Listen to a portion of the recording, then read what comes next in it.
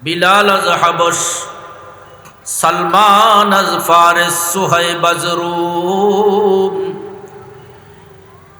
বিলাল আজ হাবশ, সালমান আজ ফারিস, সুহাইব আজ রুম।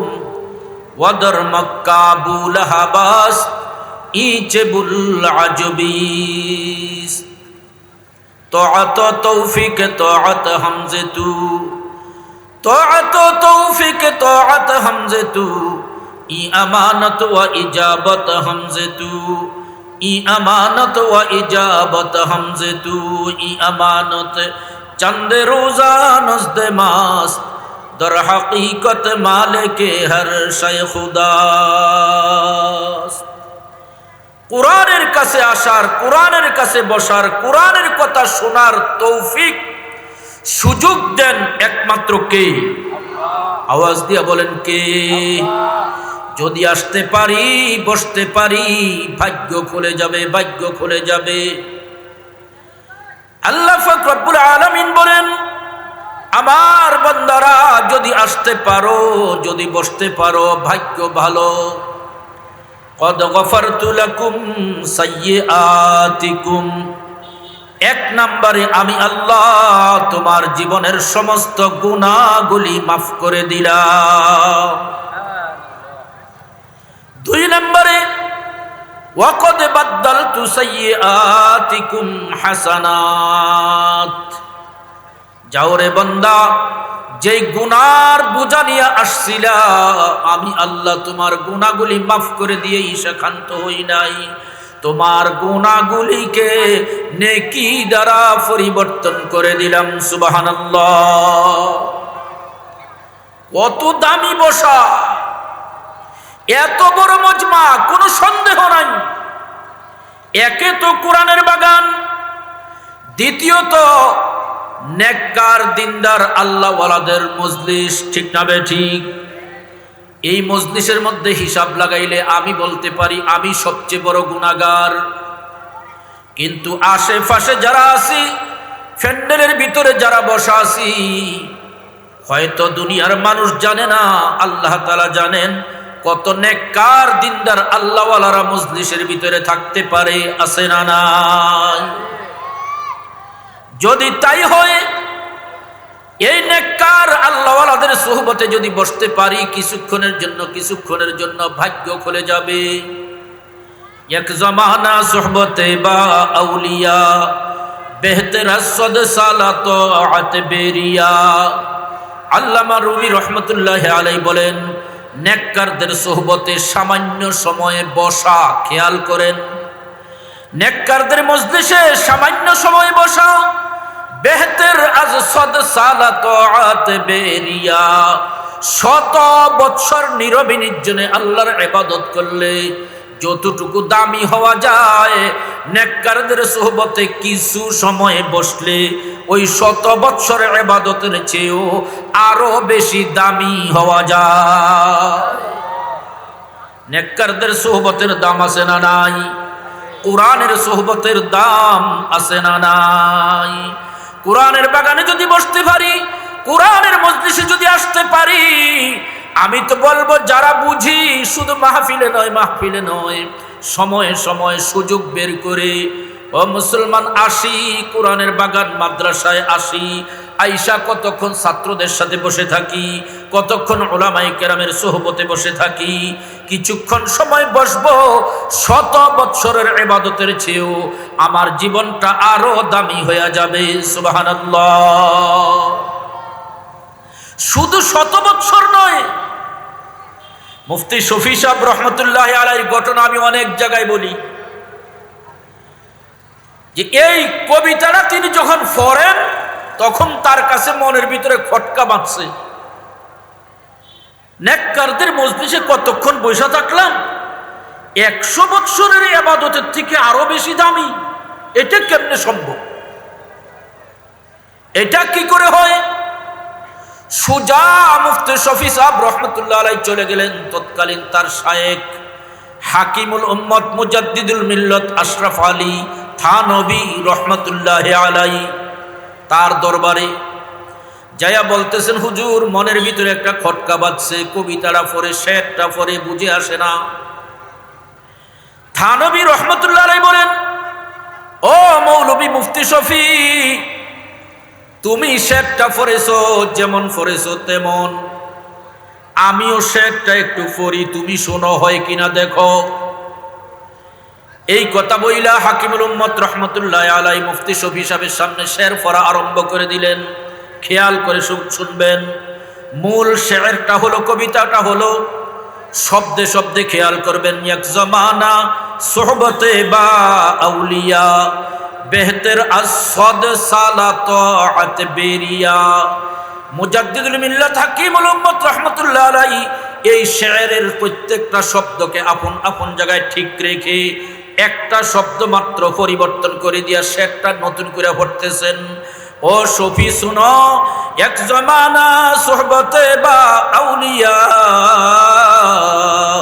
বেহতের আজ লাখ সালা তোআত বেরিয়া, বেহতের আজ লাখ সালা তোআত বেরিয়া। আওয়াজ করে বলেন আল্লাহু আকবার, আরো জোরে বলেন আল্লাহু আকবার। মুফতি শফি সাহেব রহমতুল্লাহ আলাইহি কবিতাটা পড়লেন। 100 বছরের থেকেও নেককারদের মজলিসে বসা আরো বেশি দামি। এটা কেমনে সম্ভব বুঝে আসে না। খটকা দূর করার জন্য হাকিমুল উম্মত রহমতুল্লাহ আলাইহির দরবারে গেলেন। হাকিমুল উম্মত রহমতুল্লাহ আলাইহি বলতেছেন, ও শফি তাহলে শোনো, আমি তো বলি নেককার আল্লাহওয়ালাদের মজলিসে কিছুক্ষণ যাবত বসা কিসের 100 বছরের থেকে আরো বেশি দামি। আমি থানবী বলি 1 লাখ বছরের থেকেও আরো বেশি দামি। আওয়াজ দিয়ে বলেন না সুবহানাল্লাহ, সুবহানাল্লাহ। 1 লাখ বছরের থেকেও আরো বেশি দামি। বলেন তো, যেই রোগের রুগী 100 বছরের থেকে দামি, এইটাই তো বুঝে আসে না। এখন যদি বলে 1 লাখ বছরের থেকেও আরো বেশি দামি, এখন মনের খটকা কমছে না আরো বাড়ছে? থানবী রহমতুল্লাহ আলাইহি বলেন, আমি জানি তোমার মনের খটকা আরো বাড়বে, কিন্তু আমি থানবী তোমাকে বলতে চাই, ও মৌলভী শফি বলো তো দেখি, 100 বছর নয় 1000 বছর, 1000 বছর নয় 1 লক্ষ বছর নীরবে নির্জনে বসে আল্লাহর ইবাদত করলেই আল্লাহ মাফ করেই দিবেন, এই ঘোষণা আল্লাহ কোথাও দিয়েছেন কিনা? দেন নাই, ঠিক না বেঠি? 1000 বছর নীরবে নির্জনে ইবাদত করলেই আল্লাহ মাফ করে দিবেন, এই ওয়াদা কোথাও নাই।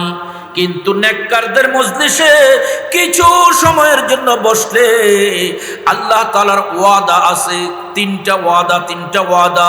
1 নম্বরে কদ গফারতু লাকুম সাইয়্যাতিকুম, আমি আল্লাহ তোমাদের জীবনের গুনাহগুলি মাফ করে দিলাম, সুবহানাল্লাহ। 2 নম্বরে ওয়াকদ বাদদালতু সাইয়্যাতিকুম হাসানাত, তোমার জীবনের নেকি গুনাহগুলিকে নেকি দ্বারা পরিবর্তন করে দিলাম, সুবহানাল্লাহ।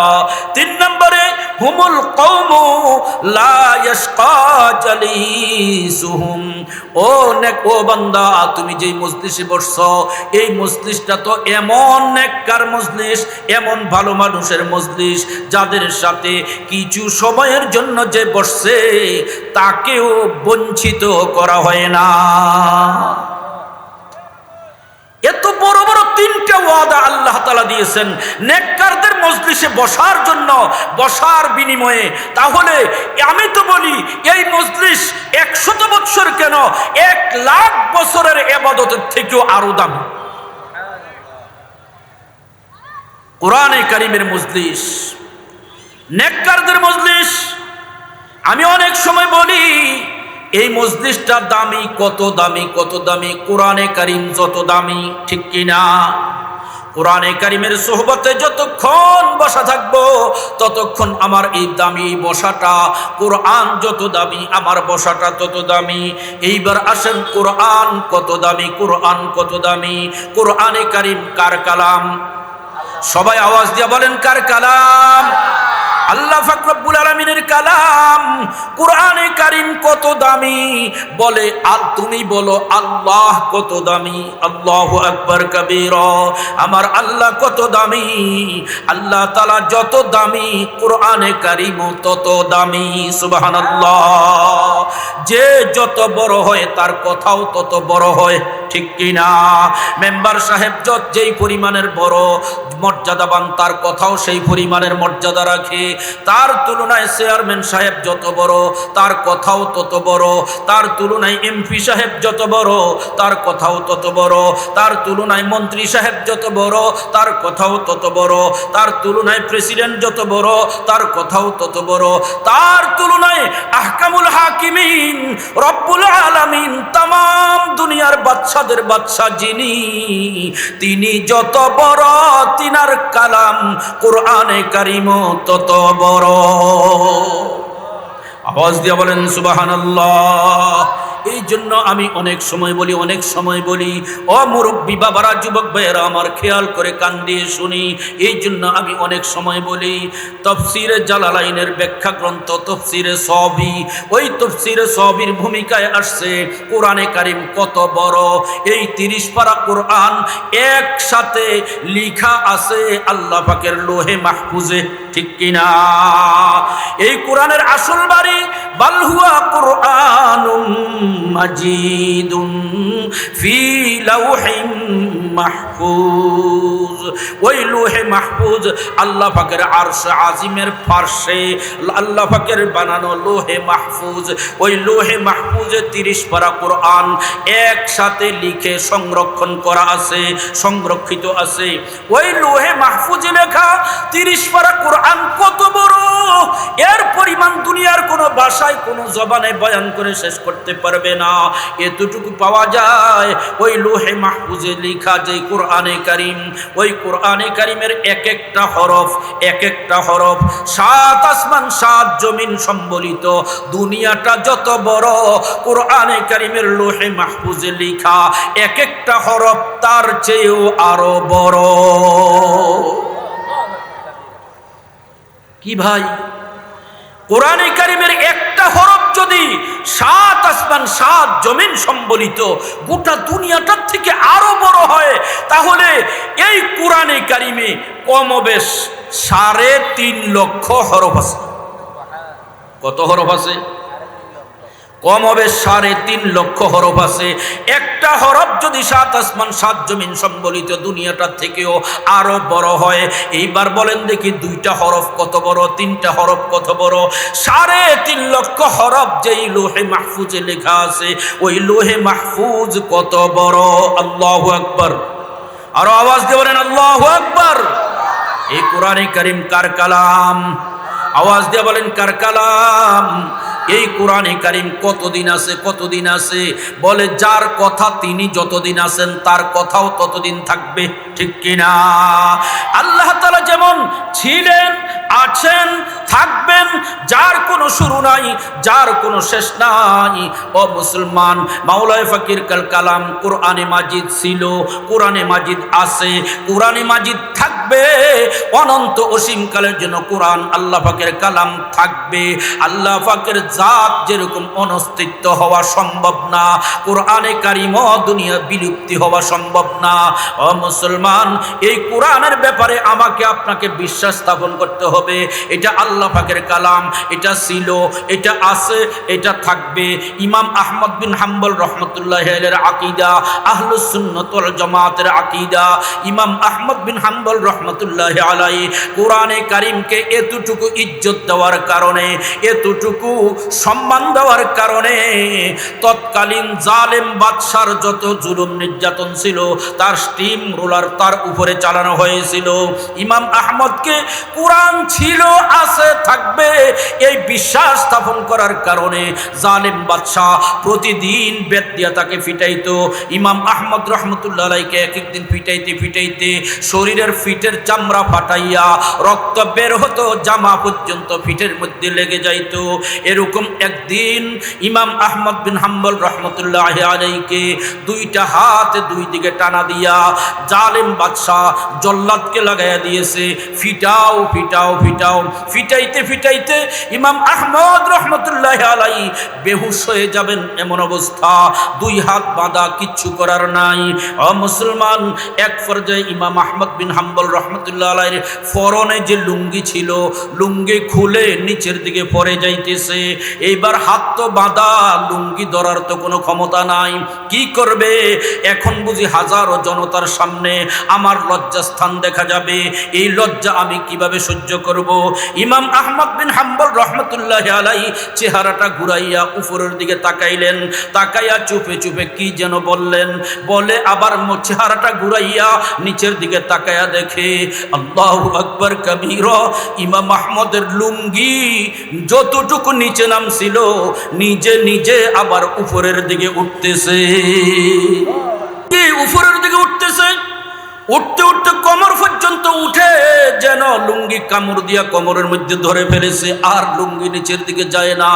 জালেম বাদশাহ যখন তাকে ছেড়ে দিল, তখন লোকেরা জিজ্ঞাসা করলো, হুজুর, এত বড় জুলুম নির্যাতনের সময় আপনার লুঙ্গি খুলে পড়ে যাইতেছিল, আমরা দূর থেকে দেখতেছিলাম, কিচ্ছু করার ছিল না, কিন্তু দেখলাম আপনি কি যেন উপরের দিকে তাকায় তাকায় কি যেন বলছেন, নিচের দিকে তাকাইলেন, লুঙ্গি দেখলাম আবার নিজে নিজে যেন উপরের দিকে উঠতে আরম্ভ করেছে। ইমাম আহমদ বিন হাম্বল রহমতুল্লাহ আলাইহি বলেন, বন্ধুরা, যা দেখেছো তাই সত্য, তবে আমি কি বলেছি কি করেছি সেটা তোমাদের জানার দরকার। সেটা হলো, যখন আমার লুঙ্গি খুলে পড়ে যাইতেছিল, আমার হাত বাঁধা, ধরার কোনো সুযোগ ছিল না, আমি নিরুপায় হয়ে আসমানের দিকে তাকাইয়া রব্বুল আলামিনকে আমি ডাক দিয়া বললাম, আল্লাহ, আপনার কালাম ছিল, আছে, থাকবে, এই কথা বলার অপরাধে আজকে আমার উপরে এই জুলুম নির্যাতন হইতেছে, সব মাইনা নিলাম, সহ্য করে নিলাম, কিন্তু আল্লাহ গো, লুঙ্গিটা খুলে পড়ে যাবে, আমার লজ্জাস্থান উপস্থিতিরা দেখবে, এটা আমি মাইনা নিতে পারি না, এই লজ্জা আমি সইতে পারবো না গো আল্লাহ। আমার আকীদা বিশ্বাস যদি সত্য হয়, আমার কালামে পাকের, আপনার কালামে পাকের প্রতি আমার এই বিশ্বাস আকীদা যদি সত্য হয়, সঠিক হয়, আল্লাহ আপনি আমার ইজ্জত রক্ষা করার মালিক, আমার ইজ্জত রক্ষা করেন। তিনি বলতেছেন, আমি এই কথাটা মাওলানা পাকের কাছে নালিশ জানাইয়া নিচের দিকে তাকায়া দেখি, আমার মনে হইলে যেন ফেরেশতারা ধরে ধরে আমার লুঙ্গি উপরের দিকে উঠাইতেছে। এই জন্য বলতেছিলাম, ও বৃদ্ধ বাবারা, মুরব্বী বাবারা আমার, যুবক ভাইয়েরা আমার, টাচ মোবাইল হাতে লইয়া আজকে আমি মাওলার কালাম ছেড়ে দিয়েছি, ঠিক কিনা?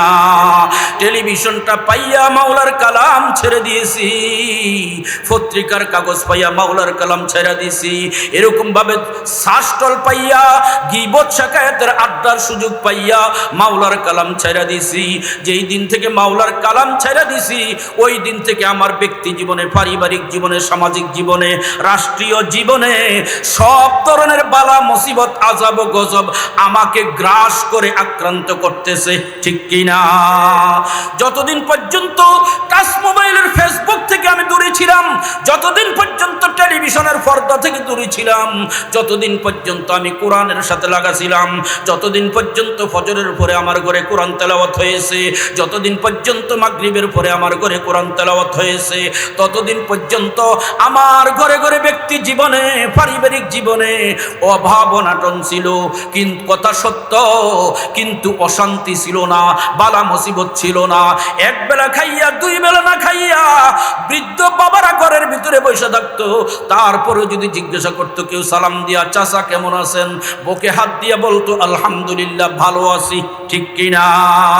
ও মুসলমান, বর্তমানে টাকা পয়সার অভাব নাই, বাড়ি ঘরের অভাব নাই, ধন সম্পদের অভাব নাই, দুনিয়ার আরাম আয়েশের ভোগ বিলাসিতার কোনো কিচ্ছুর অভাব নাই, কিন্তু বর্তমানে যদি জিজ্ঞাসা করা হয় ভাই কেমন আছেন, তখন বলে না না না, বেশি ভালো নাই, ঠিক না বে ঠিক? কারণটা কি? যেই সময় ধন সম্পদের অভাব ছিল, সুখ শান্তির অভাব ছিল না, আজকাল ধন সম্পদের অভাব নাই, সুখ শান্তির বড় অভাব। কারণটা কি? আল্লাহর আরেফ পরিষ্কার করে বলে দিয়েছেন, ও জমানা মুআজ্জাজ থে আমেলে কুরআন হোকর और तुम खारो जलील हुए तारिके कुरान होकर। যেই দিন টাকা পয়সা ধন সম্পদ ছিল না, সুখ ছিল, শান্তি ছিল, কারণটা কি? ওই সময়ের মানুষগুলি কোরআনওয়ালা ছিল, ঠিক কিনা? আজকে ধন সম্পদের অভাব নাই, কিন্তু মানুষের মনের ভিতরে শান্তি নাই, টেনশন আর পেরেশানিতে যেন যার যার হইয়া যাইতেছে। ও মুসলমান, কারণ কি? একটাই কারণ, সেটা হলো আজকে আমরা কোরআন ছেড়ে দিয়েছি, ঠিক কিনা? এই জন্য আল্লাহ পাকের কালাম কোরআনে কারীম ইজ্জতের কালাম। যেই ব্যক্তি কোরআনে কারীমের সাথে লেগে থাকবো, আল্লাহ তাআলা তাকে ইজ্জতওয়ালা বানায়া দিবেন। যেই ব্যক্তি কোরআনকে মহব্বত করব, আল্লাহ তাআলা তাকে ইজ্জতওয়ালা বানায়া দিবেন। ইমাম আহমদ বিন হাম্বলকে আল্লাহ পাক রব্বুল আলামিন এমন ইজ্জতওয়ালা বানায়া দিয়েছিলেন, এত সম্মানী বানিয়ে দিয়েছিলেন। ইমাম আহমদ রহমতুল্লাহি আলাইহির যখন ইন্তেকাল হয়েছে, ও মুসলমান, লক্ষ লক্ষ মুসলমান বরকতের জন্য যার জানাজায় শামিল হয়েছে, হাজির হয়েছে। এত বড় জানাজার জামাত দেখে আশেপাশের 20,000 অমুসলিম কালিমা পাঠ করে মুসলমান হয়ে গিয়েছে। এই জন্য বলতেছিলাম মুসলমান, ইমাম আহমদ বিন হাম্বল রহমতুল্লাহ আলাইহিকে আল্লাহ তাআলা এত দামি বানিয়েছেন। ইমাম আহমদ বিন হাম্বলের ইন্তেকালের পরে যা তাকে বাগদাদ শহরে দাফন করা হয়েছে, তার দাফনের 220 বছর পরে, কতদিন পরে? 220 বছর পরে আরেকজনকে কবর দেওয়ার জন্য ইমাম আহমদের কবরের পাশে কবর খোলা হলো। কবর খুলতে খুলতে যখন নিচে চলে গেছে, তখন ভুলক্রমে কোদালের একটা কোপ ইমাম আহমদের কবরে পড়ে গিয়েছে। ইমাম আহমদের কবরের মাটি সরে গিয়েছে। মাটি সরার পরে ইমাম আহমদের কবর খোলা হয়ে গেছে। ভিতরের দিকে তাকায় দেখে ইমাম আহমদ রহমতুল্লাহ আলাইহির লাশ মুবারক, তরু তাজা কাফনের কাপড়, নতুন কাফনের কাপড়ে মোড়ানো। মনে হয় যেন একটু আগে তাকে দাফন করা হয়েছে। কাফনের কাপড়ে পর্যন্ত একটা দাগও এই পর্যন্ত লাগে নাই। চেহারাটা খুলে দেখা হয়েছে, ইমাম আহমদ বিন হাম্বল রহমতুল্লাহ আলাইহির চেহারাটা এমন তরুতাজা, মুস্কি হাসি দিয়া যেন শুইয়া ঘুমাইয়া আছে। ও মুসলমান, মনে হয় যেন তার চেহারাটা এত তরুতাজা দেখা যায়, একটু আগেই তাকে দাফন করা হয়েছে। সুবহানাল্লাহ। ও মুসলমান, এই জন্য বলতেছি কোরআনে কারীম আল্লাহ পাক রব্বুল আলামিনের কালাম। কোরআনে কারীম আল্লাহ তাআলার কথা। আল্লাহ তাআলা যত বড়, আল্লাহর কোরআন তত বড়। আল্লাহ তাআলা যত দামি, তার কালাম তত দামি। এই কোরআনের সাথে যখন আমরা লেগে যাব, এই কোরআনওয়ালা যখন আমরা হয়ে যাব, আমরাও তত দামি হয়ে যাব। আমি তো অনেক সময় বলি, কোরআনে কারীমের গায়ে গিলাপ লাগাইছেন সস্তা দামের একটা কাপড় দিয়া, ঠিক না বেঠিক? এই কাপড়টা খুলে কোনো কারণে যদি পায়ে লাগা যায়, ছোট্ট বাচ্চা হেফজখানায় ভরতে বসছে, মুক্তবে ভরতে বসছে, কোরআন শরীফের গিলাপটা খুলছে, কোনো ক্রমে যদি কোরআন শরীফের গিলাপটা তার পায়ের মধ্যে লাগা যায়, সঙ্গে সঙ্গে ছোট্ট বাচ্চা কি বুঝ আল্লাহ তাকে দিল যে এই কোরআনের গিলাপটা পায়ে লাগছে? না না, তাড়াতাড়ি করে গিলাপটাকে উঠাইয়া বুকে জড়াইয়া ধরে মুখে নিয়ে চুমু খায়, ঠিক না বেঠিক? কে তাকে শিক্ষা দিল যে এই কোরআনে কারীমের গিলাপ সস্তা দামের কাপড়, কিন্তু মাওলার কালামের গায়ে লাগার কারণে এই সস্তা কাপড়টাও এত দামি হয়ে গেছে, ঠিক কিনা? ও মুসলমান, এই জন্য আজকে আমাদের ঘরে ঘরে সেই কালামের তেলাওয়াত বন্ধ হয়ে গেছে। সেই আমাদের ঘরে ঘরে কোরআনে কারীমের আমল বন্ধ হয়ে গেছে। কোরআনে আমাদের ঘরে ঘরে আজকে কালামে পাকের তেলাওয়াত সপ্তাহকে সপ্তাহ, মাসকে মাস যায়, আমার ঘরে কোরআন তেলাওয়াত নাই। গত রমজানে তেলাওয়াত করেছি, আগামী রমজানের জন্য অপেক্ষায় আছি, আছে না নাই? ও মুসলমান, যেই ঘরে 5 জন মানুষ থাকলে 5টা টাচ মোবাইল কমপক্ষে ওই ঘরে আছে, ঠিক না বেঠিক? সারাদিন সারা রাত্র যেন টাচ মোবাইলের ভিতরে আঙ্গুল নাচায়া নাচায়া জাহান্নামের মানচিত্র অঙ্কন করতেছি, কিন্তু মাওলার কালাম আলমারির উপরে পড়ে আছে। দিনকে দিন, মাসকে মাস যায়, আমার ঘরে কোরআনের তেলাওয়াত হয় না। এই আফসোসের জিন্দিগি, এই আক্ষেপের জিন্দিগি আমাদেরকে আজকা ধ্বংস করে দিয়েছে, আমাদেরকে নষ্ট করে দিয়েছে, বদ্দিনী আর পথভ্রষ্টতার পথে আমাদেরকে তুলে দিয়েছে। এই জন্য মুসলমান, আল্লাহ তাআলা নিজেই কোরআনে কারিমের শুরুতে ঘোষণা দিয়া দিয়েছেন, জালিকাল কিতাব, এটা এক মহান কিতাব। মহান কিতাব, কি কিতাব? মহান কিতাব। কত বড়, এটার কোনো পরিমাণ নাই। বড় যে বড়, কত বড়, এটার কোনো পরিমাণ নির্ধারিত নেই। এটা দামি কালাম, এটা আল্লাহ পাকের কোরআন। এক বৃদ্ধ মুরব্বী ওয়াজ মাহফিলে গিয়েছে, সেখানে শুনেছে কোরআনে কারিম অনেক দামি কালাম, অনেক বড় কালাম, তেলাওয়াত করলে এই সওয়াব হয়, ওই সওয়াব হয়। বৃদ্ধ মুরব্বী ওয়াজ মাহফিলে বৈশা বৈশা কোরআনে কারিমের মোহাব্বত দিলে ঢুকাইয়া চোখের পানি জড়ায় জড়ায় কান্দে। কোরআন যদি এত দামি হয়, আল্লাহ পাকের কালাম যদি এত দামি হয়, এত মূল্যবান হয়, আমি কেন পড়তে পারি না? আমি কেন তেলাওয়াত জানি না? আমার মতো কুফাল ফরা এই দুনিয়াতে আরেকজনের নাই।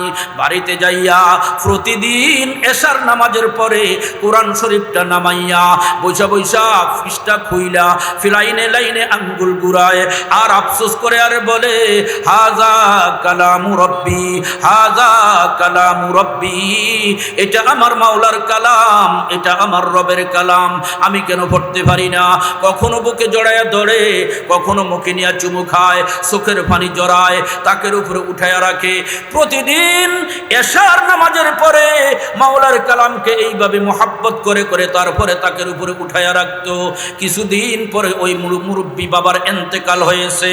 তৎকালীন এক আল্লাহর ওলি স্বপ্নে দেখে আল্লাহ তাআলা ওই মুরব্বী বাবাকে প্রতিদিনকার এশার নামাজের পরে কোরআনে কারিমকে যে মোহাব্বত করতো, ইজ্জত করতো, বুকে জড়াইয়া ধরতো, মুখে নিয়ে চুমু খাইতো, চোখের পানি জড়াইতো, এই মোহাব্বতটাকে, ইজ্জতটাকে কবুল করে আল্লাহ তাআলা কিয়ামত পর্যন্ত বৃদ্ধ বাবার কবরের আযাব মাফ করে দিয়েছেন। সুবহানাল্লাহ। এজন্য বলতেছিলাম মুসলমান, এই কোরআন আজকে আমাদের কাছে সবচেয়ে বেশি অবহেলিত। ঠিক না বে ঠিক? এই কোরআন আমার সন্তানকে শিখাইতে চাই না। আজকাল সমাজের মধ্যে সমস্যার অভাব নাই। ঠিক না বে ঠিক? সমাজের রন্ধ্রে রন্ধ্রে, রাস্তার মোড়ে মোড়ে গুমরাহি, বদ্দিনী, বিভিন্ন প্রকারের এরকমভাবে গুনার সয়লাভ চলতেছে। কোথাও লুড্ডু খেলা, কোথাও ক্যারাম বোর্ড খেলা, কোথাও জুয়ার আসর, কোথাও মাদকের আড্ডা, কোথাও সুদের লেনদেন, কোথাও ঘুষের লেনদেন। ও মুসলমান, যুব সমাজ যেন ধ্বংসের পথে চলে যাইতেছে। ও মুসলমান, লুড্ডু, জুয়ার আসরে, ক্যারাম বোর্ডের আড্ডায়, শুধু তাই নয়, চিন্তাই, চাঁদাবাজি, রাহজনী, ঠেকবাজি, মাদকের আড্ডায় জড়াইয়া দুনিয়া আখেরাত, জীবন যৌবন সব ধ্বংস করে দিতেছে আমাদের সন্তানেরা। আছে না নাই? ও মুসলমান, আমাদের সন্তানগুলি মাদক সেবনে জড়াইয়া নিজের জীবন যৌবন, দুনিয়া আখেরাত ধ্বংস করে দিবে। কোনো মা বাবা এটা কোনোদিন কামনা করি না, ঠিক কিনা? তবে উত্তরণের রাস্তা কি? উত্তরণের রাস্তা হলো একটা, জালিকাল কিতাবু লা রাইবা ফিহি হুদাল লিল মুত্তাকিন। সন্তানদেরকে কোরআনের সাথে লাগাইয়া দেই, সন্তানদেরকে কোরআনের কারি বানাই, কোরআনের হাফেজ বানাই, কোরআনের আলেম বানাই। আমার আপনার সন্তানটাকে যদি হাতে ধরে ধরে সত্যিকারে কোরআনওয়ালা বানায়া দিতে পারি, কোরআনের আলেম বানায়া দিতে পারি, আমি আপনাদেরকে কসম করে বলতে পারবো, কোরআনের আলেম অন্ধকার রাত্রে রাস্তার মোড়ে মাদক সেবন করতে যাবে না, ঠিক কিনা? কোরআনের আলেম লুড্ডু খেলবে না, জুয়া খেলবে না, মাদকের আসরে যাবে না। কোরআনের আলেম গান বাজনা যাবে না। কোরআনের আলেম চিন্তাইকারী হবে না, রাহজন হবে না, ঠেকবাজ হবে না, ঠিক না বে ঠিক? কোরআনের আলেম এই ধরনের খারাপ রাস্তায় যাওয়া তো দূরের কথা, বরং আপনার আরেকটা সন্তানকে বুঝাইয়া বুঝাইয়া দ্বীনের রাস্তায় আনার জন্য চেষ্টা করবে, ঠিক কিনা? এই জন্য বর্তমান সমাজে আমাদের সন্তানগুলিকে যদি সৎ চরিত্রবান বানাইতে চাই, দ্বিতীয় কোনো রাস্তা নাই, একমাত্র জালিকাল কিতাব, একমাত্র রাস্তা হলো এই কোরআনে কারিমের রাস্তা। সন্তানটাকে কোরআনের সাথে লাগাইয়া দেই, সন্তানটাকে কোরআনওয়ালা বানাইয়া দেই, তাহলে কি হবে? হুদাল লিল মুত্তাকিন। আল্লাহ পাক রব্বুল আলামিন বলেন, এই কোরআন আপনার সন্তানটাকে মুত্তাকি বানায়া দিবে, চরিত্রবান বানায়া দিবে, নেককার আল্লাহওয়ালা বানায়া দিবে। আপনার সন্তানের চরিত্র ভালো হবে, আপনার সন্তানের ব্যবহার ভালো হবে। এই সন্তান যখন কোরআনওয়ালা হবে, ও মুসলমান, আপনার সন্তান আপনার নাজাতের জরিয়া হবে। হযরতে বাইজিদ বুস্তামি রহমতুল্লাহ আলাইহি, বাইজিদ বুস্তামি রহমতুল্লাহ আলাইহি নাম জানেন তো সকলে? কি বলেন, জানেন কি জানেন না? বাইজিদ বুস্তামি রহমতুল্লাহ আলাইহি কত বড় আল্লাহর ওলি ছিলেন। তার জীবনীতে আসছে, যখন বাইজিদ বুস্তামি তখনও জন্মগ্রহণ করেন নাই, মায়ের গর্ভজাত সন্তান মায়ের গর্ভে অবস্থান করতেছে।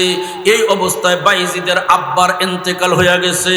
ও মুসলমান, কিছুদিন পরে মা বাইজিদকে প্রসব করলেন, মায়ের গর্ভ থেকে বাইজিদ বুস্তামি জন্মগ্রহণ করলেন। মা বাইজিদকে অত্যন্ত আদর ও যত্ন করে লালন পালন করে বড় করে তুলতেছে। তার স্বামীর রেখে যাওয়া আমানত এতিম সন্তান বাইজিদ, মা যথাযথ সিদ্ধান্ত নিতেছেন, যথাযথ পরামর্শ করতেছেন, যথাযথ চিন্তা ফিকির করতেছেন সন্তানের ব্যাপারে, যে আমার স্বামী দুনিয়াতে নাই, তার রেখে যাওয়া আমানতটা আমার কোলে বাইজিদ। এই বাইজিদকে একজন কোরআনের হাফেজ বানাবো, কোরআনের আলেম বানাবো, হক্কানি রব্বানি আল্লাহওয়ালা আলেম বানানোর চেষ্টা করব, যাতে করে এই বাইজিদ আমার জন্য নাজাতের উসিলা হয়, তার বাবার জন্য নাজাতের উসিলা হয়, গোটা আলমের জন্য হেদায়েতের উসিলা হইয়া যায়।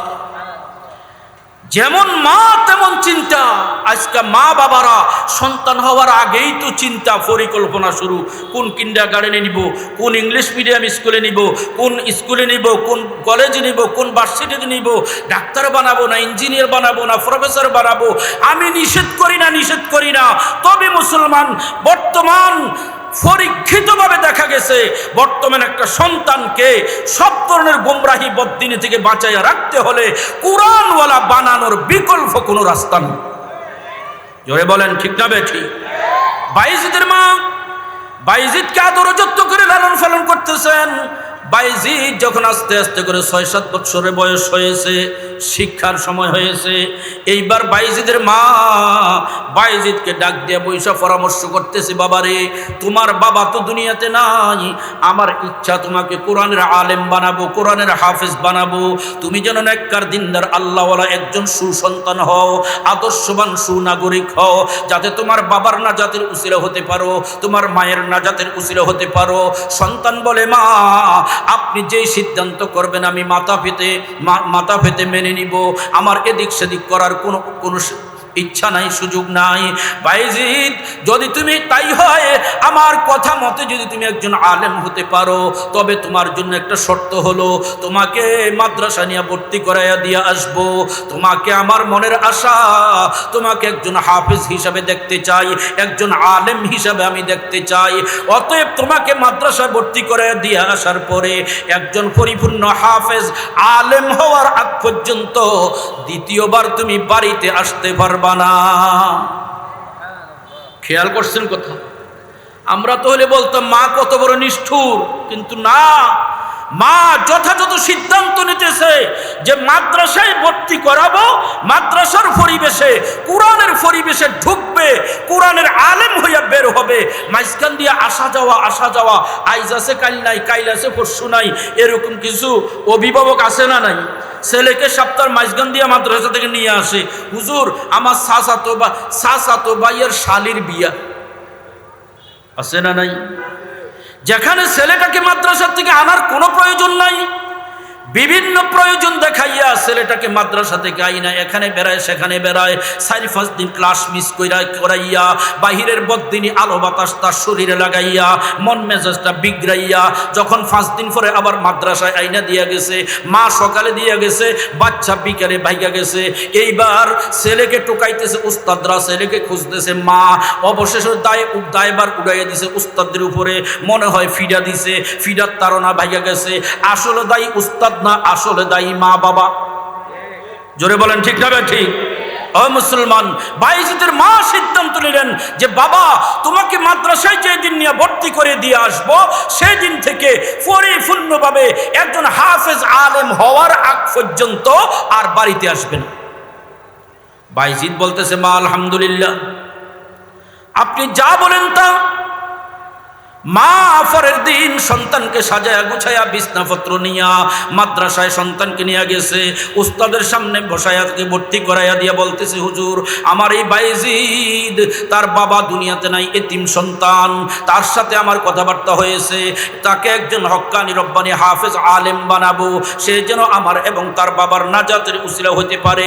তার সাথে কথা হয়েছে, হুজুর, আমার সন্তান একজন ফাক্কা আলেম হওয়ার আগ পর্যন্ত আর বাড়িতে যাবে না, তাকে আপনি আলিফবাতা থেকে শিখাইতে আরম্ভ করেন, কোরআনের কারি হবে, হাফেজ হবে, আলেম হবে, তারপরে বাড়িতে যাবে, এর আগে তার কোনো ছুটি ছাটা নাই।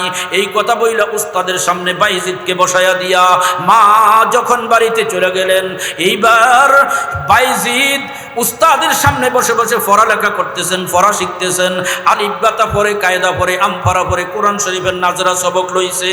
ও মুসলমান, সপ্তাহ 2 সপ্তাহ গেছে। 2 সপ্তাহ যাওয়ার পরে বাইজিদ তো ছোট বাচ্চা, তো বাচ্চায় 6-7 বছর একটানা যেই সন্তান মায়ের বুকে ঘুমাইছে, আজকে হঠাৎ করে মায়ের বুকের থেকে বিচ্ছিন্ন হইয়া 2-3 সপ্তাহ হয়ে গেল, মাকে দেখে না। এই সন্তান তো কতক্ষণ পরে পরে বাইজিদের কলিজা জ্বলে উঠে, ফেরেশান হইয়া যায়, মন কাঁদে। মায়ের কথা যখন মনে হয়, পড়ালেখা আর মনে থাকে না। তখন এক পর্যায়ে বাইজিদ উস্তাদের কাছে যায়, বলে, উস্তাদজি, আমাকে একটু 1-2 ঘন্টার জন্য ছুটি দেন, আমি একটু বাড়িতে যাইয়া আমার কলিজার টুকরা মাকে এক নজর দেইখা কলিজার জ্বালা পোড়াটা ঠান্ডা করে নিয়া আবার আমি চলে আসব। উস্তাদ মনে মনে চিন্তা করতে লাগলেন, তার মায়ের কথা হলো ছুটি চাইলেও তাকে ছুটি না দেওয়া, অতএব সে তো এখন ছুটি চাইতেছে, তাকে কি করে ফিরানো যায়, কি করে তাকে বারণ করা যায়। এই জন্য উস্তাদ একটা কৌশল অবলম্বন করলেন। সন্তান বাইজিদকে ডাক দিয়ে বলে, বাইজিদ, তুমি এত যদি চাপাচাপি করো ছুটি দেওয়ার জন্য, তোমার মা তো নিষেধ করেছিল, তারপরেও যদি তুমি এত চাপাচাপি করো ছুটির জন্য, তাহলে তোমাকে ছুটি দিতে পারি, তবে শর্ত হলো আগামী 1 সপ্তাহে 20 পারা কোরআন মুখস্থ করে শোনাইতে হবে। কত পারা বলেন তো, বুঝে শোনে। উস্তাদ আসলে কি ছুটি দেওয়ার নিয়তে বলছে না না দেওয়ার জন্য? বাহ্যিকভাবে তো 1 সপ্তাহে 20 পারা কোরআন মুখস্থ করা সম্ভব না, ঠিক না ঠিক? কিন্তু বুঝার বিষয় হলো, কোরআনে কারিম কার কালাম? জোরে বলেন, কার কালাম? ইন্নামা আনা কাসিমুন ওয়াল্লাহু ইউতি। ও মুসলমান, উস্তাদের দায়িত্ব হলো সন্তানকে পড়াইয়া দেওয়া, সন্তানকে ইলম দেওয়ার মালিক একমাত্র কে? জোরে বলেন, কে? এই জন্য অভিভাবককে মনে রাখতে হবে, সন্তানকে ইলম দেওয়ার মালিক যেহেতু আল্লাহ, তাহলে শুধু উস্তাদের সামনে বসায়া দিলেও হবে না, মা বাবাও আল্লাহ পাকের কাছে চাইতে হবে, ঠিক কিনা? কিভাবে চাইব? সংক্ষেপে বলে ফেলি। মা বাবা সন্তানকে মাদ্রাসায় ভর্তি করাইয়া দিয়া, 1 নম্বরে মা বাবা 5 ওয়াক্ত নামাজি হইতে হবে, 2 নম্বরে পর্দা মতে চলতে হবে, 3 নম্বরে হালাল খাইতে হবে, হারাম থেকে বাঁচতে হবে। এই 3টা কাজ কইরা কইরা নামা 5 ওয়াক্ত নামাজ লইয়া, পর্দাওয়ালা জিন্দেগি বানাইয়া, হালাল গেজা খাইয়া আল্লাহর দরবারে 2টি হাত উঠে যখন মা দোয়া করবে, আয় আল্লাহ, আমার সন্তানকে হক্কানি রব্বানি হাফেজ আলেম বানায়া দেন, আমি আশ্বস্ত করে বলতে পারবো, এই সন্তানের যদি ভাগ্য ভালো হয়, এই সন্তান নষ্ট হবে না, ঠিক কিনা? আজকে মা বাবা মাদ্রাসায় এনে দিয়ে গেছে, ছেলে ভাইগা জায়গায়, পরের দিন আইনা দিয়া যায়, আবার পরের দিন ভাইগা যায়, এরকম করতে করতে আস্তে লেখাপড়া ছাইরেই দেয়। হাজার হাজার ছাত্র এইভাবে নষ্ট হইতেছে, ঠিক না বে ঠিক? বাড়িতে গেলে মা বাবা দরজা জানালা বন্ধ করে ফিটা লাগাইছে, কিন্তু তারপরেও কথা শুনে না, মানে না। আমি বলবো, মা, কারণটা কি?